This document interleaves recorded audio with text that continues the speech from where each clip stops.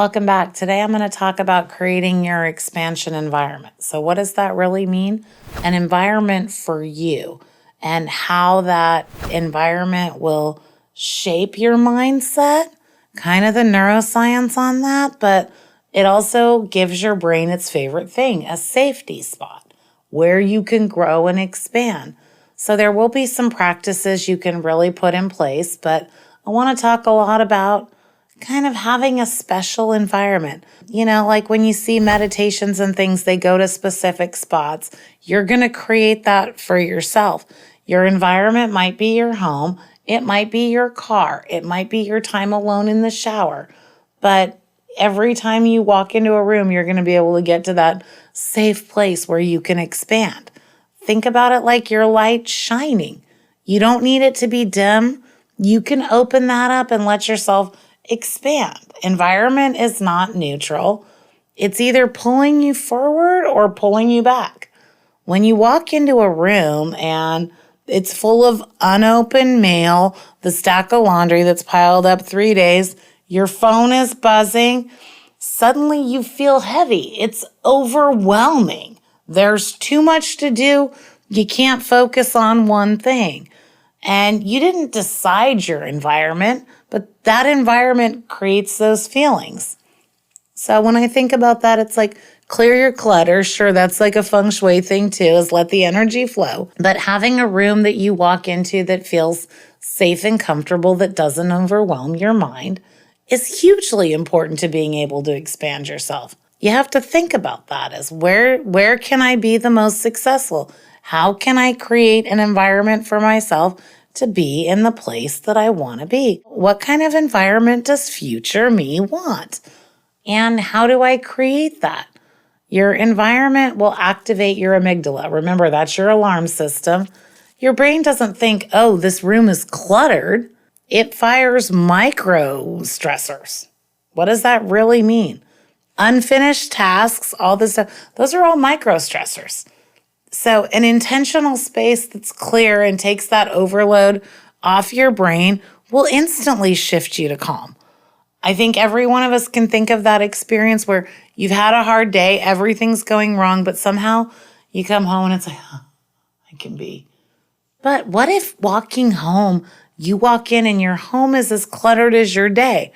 When is your body going to have room to rest, recover, and expand? It's really not. It's going to set your mental baseline. I think your environment is a huge important thing. For me, I always think about my environment. For example, picking things up and putting them away before bed. Just because I don't want to wake up in the morning and see things on the counter. My space that I read in, it's the exact same space. My space is set up so that I can thrive in it. I don't have to think about anything. I'm going to sit down and read my book. Set the coffee on the coaster. Yes, put on the readers because I'm almost 50 years old. So yes, I read with readers. But put on the readers and just read my book. Phone's on the charger, turned away from me. I don't have to think about anything but what's in the book.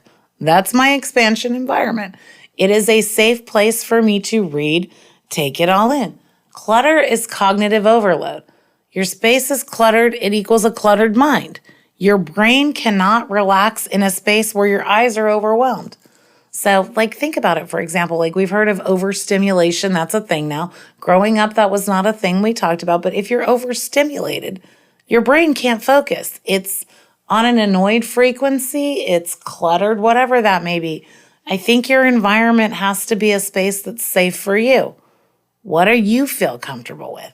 And I bet if you try to think about making your whole house or your whole life an expansion environment, hold on, you're going to go into overwhelming. The brain's going to shock you. Don't do that.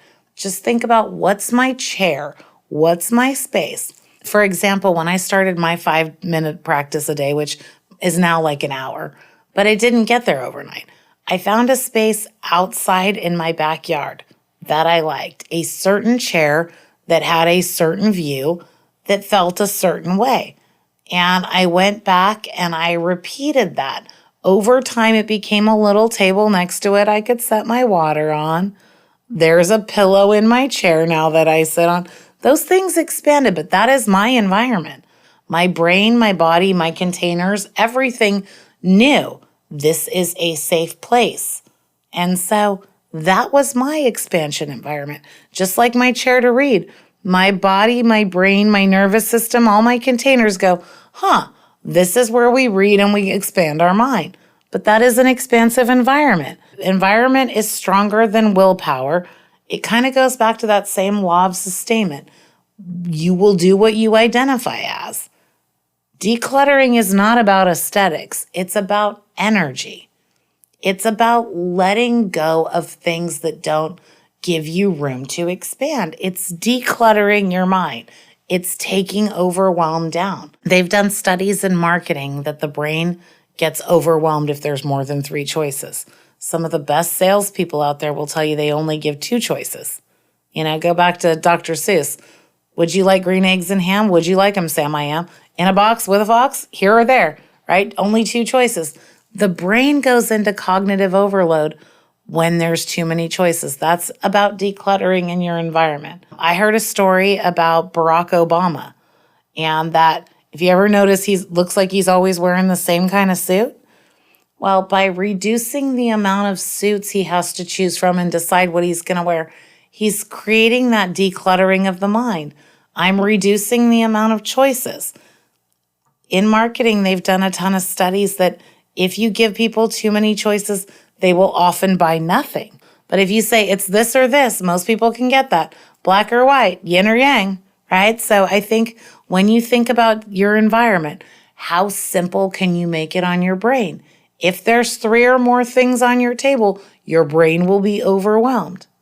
That's probably why if you really think about what it feels like to walk into a model home or a home that's up for sale and there's not very much out on the counters, it's clean, it looks inviting, it's opening.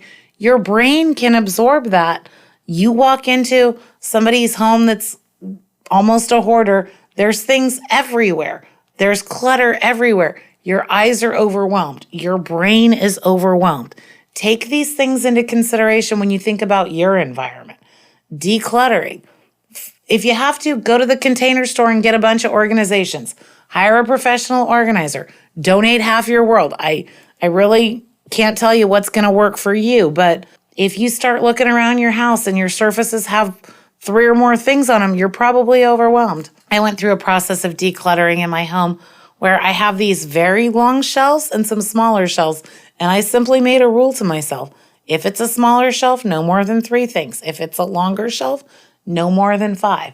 And even then, it was hard to let go of enough stuff.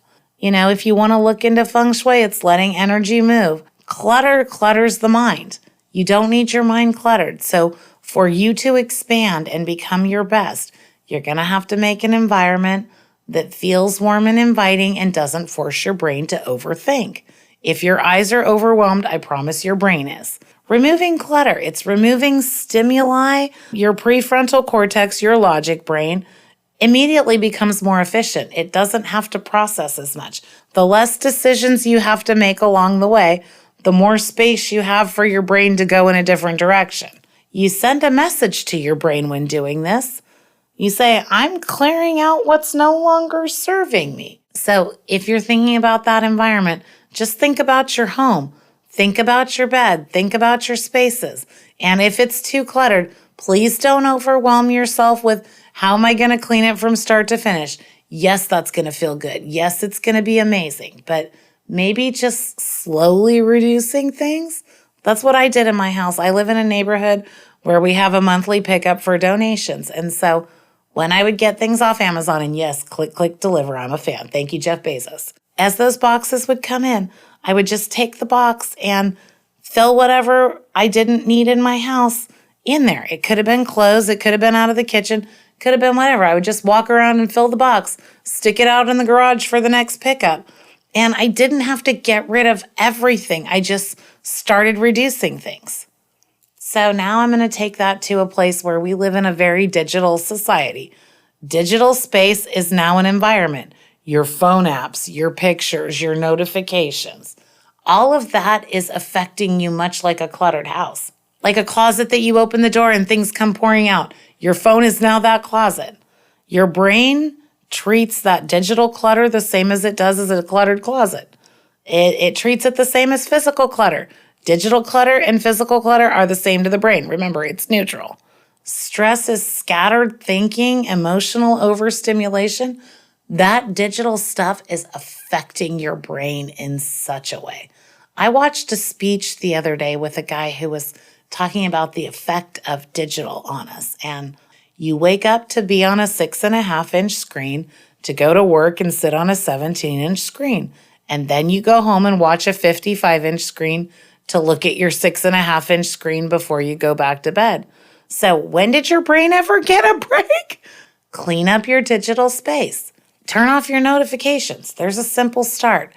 It takes 23 minutes to fully regain focus after a distraction. Think about that. If you're talking to a friend and your phone buzzes, your brain, whether you realize it or not, takes 23 minutes to basically come back to baseline. So those notifications, that clutter, it's hurting you. The more clutter there is, the longer that 23 minutes is going to become, because your brain it's like a maze. It's got to tilt all the way down, like Plinko, right? It's got to come all the way down and hit every peg. So a single notification can cost you about a half hour of clarity. Can you put your phone down for 30 minutes? Most of us cannot. I definitely can tell you my teenagers cannot. It's like an appendage to them. It's like a new hand. I'm probably just as guilty, but I've learned how to turn the notifications off and clean up my digital space. For example, something I did to make my life easier is my emails related to the podcast and the speaking and my website, they're all on one laptop that I don't have on my phone or any other place. If I'm going to answer those, there is only one place they are stored. They are not in multiple places. I don't have to think about anything else. There is only one email box and only one thing I do. When I'm working on that, that's all I'm doing. My phone has my personal emails. My work has my work emails. They are compartmentalized. There is so much digital noise out there, it's almost impossible to not have it affect you. But I do understand that my brain needs that recovery time. I've had a brain injury. I know what it's like when my brain is not functioning. Brain fog is a real thing. It is a real thing. You need space for that energy, those frequencies to come in and get you to where you got. Digital environment erodes your mindset way faster than your physical one. I grew up in a generation where the phones were on the walls. We did not have cell phones. I think the first ones we saw were those big brick car phones in the 80s. I remember what it was like to not have that. And I realize where I'm at now, where my phone goes everywhere with me. I'm texting, I'm calling, everything is on that phone. You've heard of people saying my life would fall apart if I didn't have that phone. My life is in the phone. Yes, nowadays our lives are on the cloud. How much control do you want it to have? You can choose. Is that going to control you, or are you going to control it? I take my phone with me everywhere. I text all day long. For my job, I usually know that I did a good day at work because my phone battery is low and needs a charge because I was running around crazy. So there is a place for them. I'm not saying give it up completely. I'm just saying control it before it controls you. You don't need every notification to take 30 minutes for your brain to recover. If your notifications are going off all day long, your brain is never recovering. So just like a clean table, right? Your phone should be the same. Control those compartments. And if you're not where you want to be, think of future you. What does future you's phone look like? How do you manage your data when you're future you? And it's okay if you don't have the answer today. You will understand what that feels like, and it will help you with making your decisions going in that direction. So when you're creating your expansion environment and helping your mindset, remember, it's not just about your home. It's not just about your car. It's not just about your phone. You have to have that environment follow you where you go. Those vibes are a real thing. Don't have anything holding you back. Don't get your brain into cognitive overload. Just make a clean, simple space. Simple is best. Keep it simple. So when you're thinking about your expansion environment, you have to think about an intentional design. Your mindset isn't going to come just from motivation. It comes from your conditions. Your environment should support you, kind of like a silent coach or a parent, right? You can change your mindset dramatically without changing anything inside. Mindset doesn't come from motivation. It comes from your conditions or your environment. You can change your mindset dramatically without changing anything inside of you by simply changing what is around you. Again, if you put two people in different environments, they might react differently. If you put yourself in different environments, you're going to act differently. So why wouldn't you give yourself the best possible chance to succeed? If you go out to a cold, freezing cold pool, do you want to jump in that and go swimming? No, but if it's 80 degrees outside and the pool is 70 degrees, you want to go to that pool party and hang out all day. Your environment is very simple, just like that. Some people are going to do better in an environment like the desert with cactuses. Other people are going to do better in a Mediterranean fishing village. Your environment is going to help shape your mindset. You can change that just by changing what's around you. Changing your expansion environment is about creating a safe place, a place you can thrive. It's not a background. You don't need to change your whole life. You only need to change what you see daily. Mel Robbins has a book where she talks about giving herself a high five every day in the mirror. What changes in that idea is high-fiving yourself in the mirror. You're changing the environment. You're still in the same bathroom with the same mirror, high-fiving yourself. You're changing that environment. You're changing the habit of that environment. But what if you were in a beautiful bathroom, the bathroom of your dreams? Your environment would be different. What if the bathroom makes you feel unwelcome and unexpanded and you hate it? Would giving yourself a high five in that mirror work? No. So maybe the mirror that you high five yourself in is the hall one on your way out the door because that feels good. I'm going to break it down into some basic steps that I think you can go through. So step one is to clarify the identity that you want to support. Who am I becoming? Am I becoming someone that high fives myself in the mirror? Am I becoming someone that sits in the chair and reads? Am I becoming someone that runs to my backyard and breathes? Treat yourself the way you would one of your loved ones. If it was your child, if it was your mother, what environment would you be giving them? You can be more focused, more grounded, more creative. Your physical and digital space should support that. Step two is to remove friction.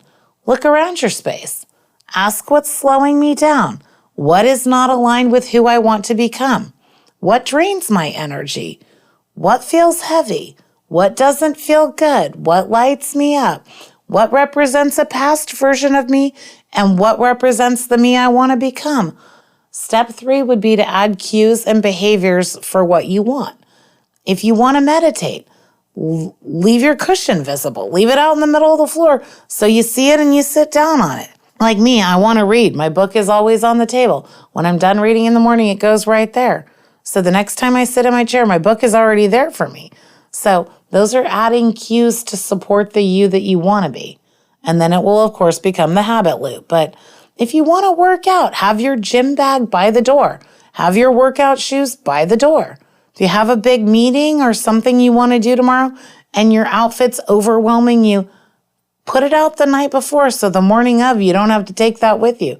These are cues to back it up. So remember, clarifying the identity you want to become, removing any friction, and setting up cues so that you can sustain that habit.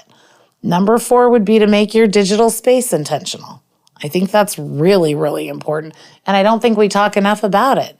Turn off 90% of your notifications. You don't need Ring doorbell to tell you every time Amazon driver comes by. You can turn it on if you're waiting for an important package. You don't need that to tell you. You don't need every single marketing company you've ever bought something from to text you 50 times a day to tell you they're having a new sale. They're always having a sale. They are happy to take your money. Move distracting apps off your home screen. Nowadays, you can push and hold them and slide them over. Create boxes on there so that they're not looking at you all day long. Unfollow accounts that don't feel like the person you're becoming. How many times have you followed somebody on social media and then you hate seeing their posts? Just unfollow them. That is creating a digital space. Your phone doesn't have to look like a casino slot machine. It doesn't. It can be as quiet and supportive as that quiet room in your home. Lastly, do a weekly reset. Create a ritual every week that puts those things back so that you can sustain them. For me, on Sundays, I go around, after dinner and before bed, I go, okay, am I set, these things for the week? I clear my clutter. At night before I go to bed, I do a little quick pass through on the house. Did I leave something out on a counter?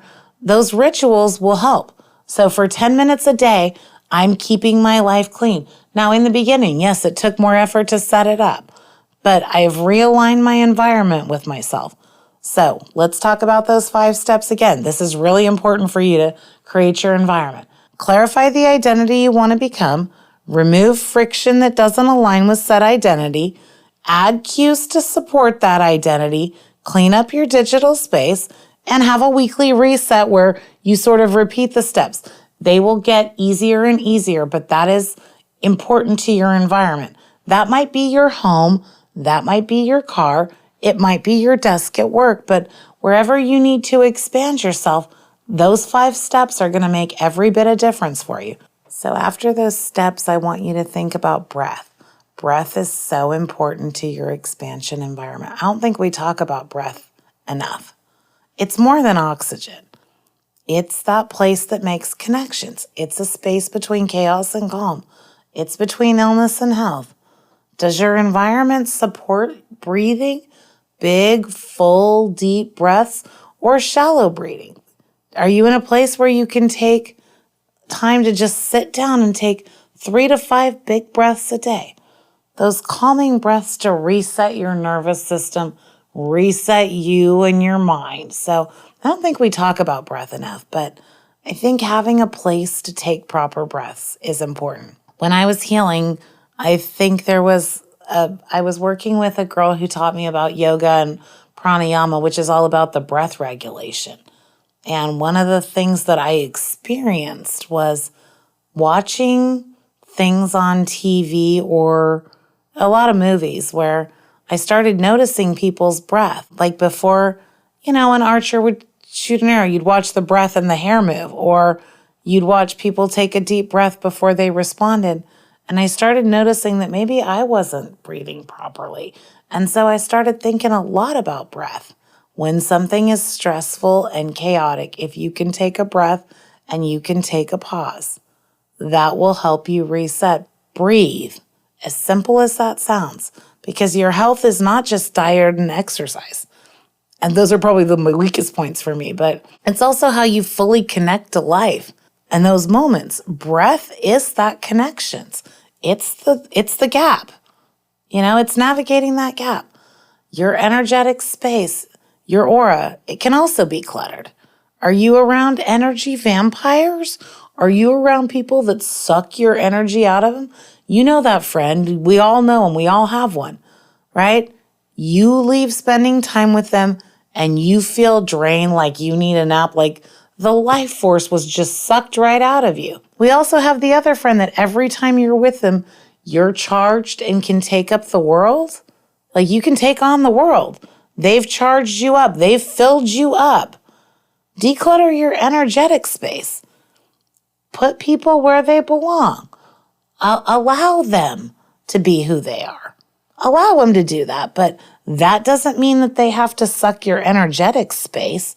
So not just breathing in those environments where you've created that space, but you have to be able to take breath and take responsibility for your energetic aura. Like imagine a field around you. You've probably seen enough pictures of the meditating chakra person that looks like they have an aura around them. You have one of those around you. It is your aura. It is your energetic field. It is part of what shows up when you do. You can actually control that. To expand your aura and be the best version of you, your future self, you have to get rid of things in that energetic space that are cluttered. Sometimes that's relationships. It could be people, places, and things, but there are a lot of nouns that are affecting your home life, your energetic life, your digital space. You have to create an environment where you can expand. Trying to do all that today may be very hard. Some of us are in situations where it seems impossible to get a chair to ourselves. Others of us have a whole house to ourselves, maybe a field, maybe a whole ocean. Those things may be different, but you creating a space to breathe will very much help you declutter your energetic space. You can reset yourself. Take that breath. You can just take a breath and let yourself expand with each breath. Every exhale, let the negative stuff go, and every inhale, breathe in more of future you. The best boundary protection is to avoid energy vampires. But what about people or work or family members, people that you have to deal with? There are people that drain me all the time. I just imagine or feel, because I can't see a mental picture, I feel what it would be like to put a block between us. I mean, remember in COVID, we all stood 6 feet apart. There are still many people I would like to stay 6 feet apart from me. But that's part of it, is just understanding that that aura belongs to me. With my breath, I can fortify it. I can give myself permission to let those people go. I can give them permission even when they are not my favorite people. I can just say thank you for whatever it is. That gratitude lens is important. It just creates so that that conflict doesn't go any further. And yes, sometimes it's difficult, but I respect my energetic space. I realize there's people I have to deal with, but I don't have to take their bricks with me when I go places. I do not have to take on their mess. No is a complete sentence. No, thank you, and don't take them with you. Let them take their energy somewhere else and hold on to your own, because you don't need that energy vampire to suck you dry. There's a great book called The Energy Bus, and it talks a lot about that. But it is letting people on and off your bus, letting them in and out of your space. I mean, yes, we live in a world that's crowded. It is going to be very hard for a lot of us to find a space where we don't have people around us. But you can get very comfortable with a thank you. Remember that gratitude lens. You can find something to thank them for. Okay, maybe it's as simple as you're thanking them to just leave. Thank you for leaving. Sometimes that's the only thank you I can give them. Thank you so much. Bye. I think if you can find a way to thank them and just let them go, you can let that go, and that leaves your energetic field plenty of room to expand into the best version of you, because you are not carrying somebody else's stuff with you. You can absolutely limit their access to you. You have full permission, and you can give yourself permission. Thank you, no thank you, and let them go. If you overthink that, it might make it hard for you, but your aura, your energetic field, your energetic body would like you to let a lot of things go so it can expand and treat you better. It is on a level that you don't see or hear or taste with your 5 senses. It exists on a level outside of you. And by giving it that expansion room to grow, it can take over and help you become future you a lot better. So no thank you. Thank you for leaving. Hold the door open for them. Go ahead. Thanks for joining. Until next time, remember, karma is real, energy is contagious. Check your vibes. Just call Jenna.